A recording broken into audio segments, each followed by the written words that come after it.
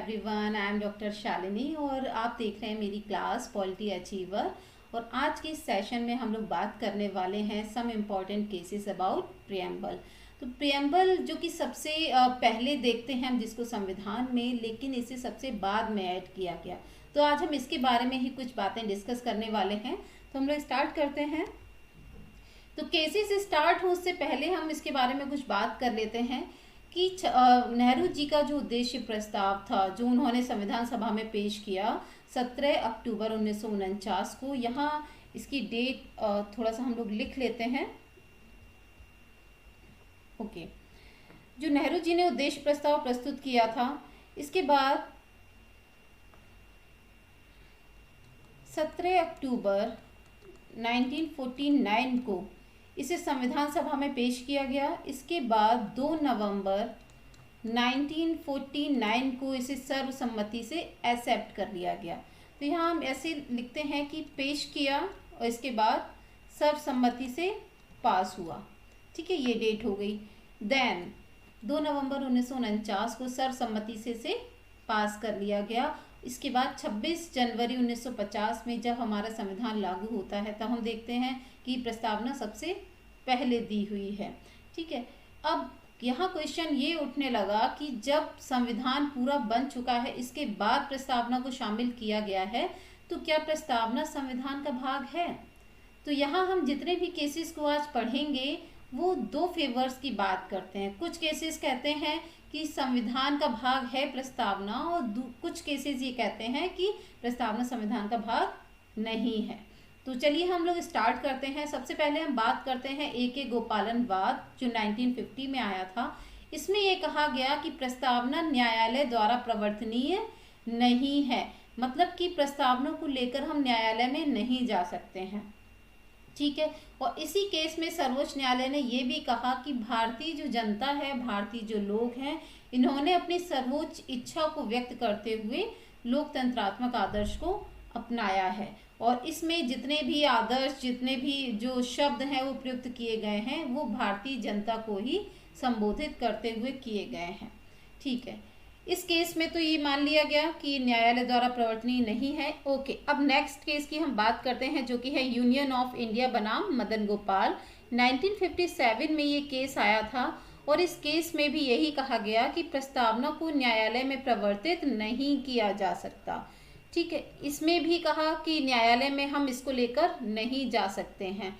Supreme court ने इसमें फैसला दिया कि यदि संविधान की भाषा संदिग्ध हो, अस्पष्ट हो, यानी क्लियर नहीं हो, तो हम प्रियम्बल का सहारा ले सकते हैं। यानी कि अगर संविधान में कभी कहीं भी कुछ भी अस्पष्ट हो, क्लियर नहीं हो रहा हो, तो हम प्रस्तावना को उसका सहारा लिया जा सकता है। और इसी बात में सर्वोच्च न्यायालय ने संविधान की प्रस्तावना को संविधान का अंग नहीं माना, और ये कहा कि आर्टिकल 368 के तहत इसमें संशोधन नहीं किया जा सकता है। ओके, नेक्स्ट बढ़ते हैं हम। इसके बाद आता है बेरुबारी यूनियन वाद जो कि 1960 में हुआ था, और इस केस में ये कहा गया कि यदि संविधान की भाषा संदिग्ध और अस्पष्ट हो तो वहाँ प्रस्तावना इसमें सहायता करती है। वही जो पहले वाली बातें थी वही रिपीट की गई।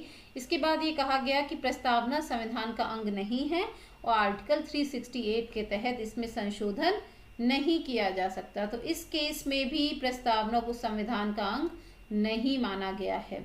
ठीक है, और इसके साथ ही इसमें एक इम्पॉर्टेंट बात ये कही गई थी कि प्रस्तावना संविधान निर्माताओं के विचारों की कुंजी है। ओके, अब बात करते हैं हम गोलकनाथ केस की। गोलकनाथ बनाम पंजाब राज्य जो केस था 1967 में अस्तित्व में आया, और इस केस में न्यायाधीश हिदायतुल्लाह थे। उन्होंने ये कहा कि प्रस्तावना में संशोधन नहीं किया जा सकता है। ठीक है, और इसे संविधान की आत्मा का सिद्धांत कहा। यहाँ पर भी प्रस्तावना को संविधान का अंग नहीं माना गया है, और कहा गया कि इसमें चेंजेस नहीं हो सकते हैं। तो अब बात करते हैं the most important case, Kesavananda Bharati का केस।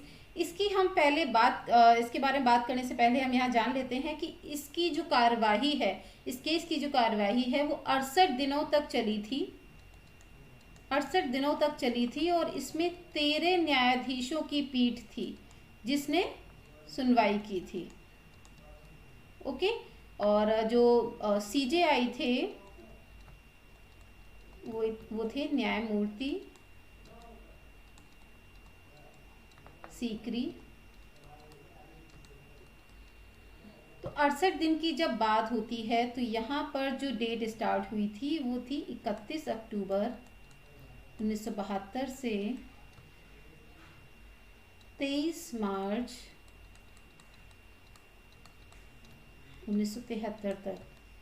ठीक है, और फाइनली 24 अप्रैल 1973 को मूल ढांचे का सिद्धांत दिया गया। तो ये डेट बहुत इंपॉर्टेंट थी इस केस के लिए।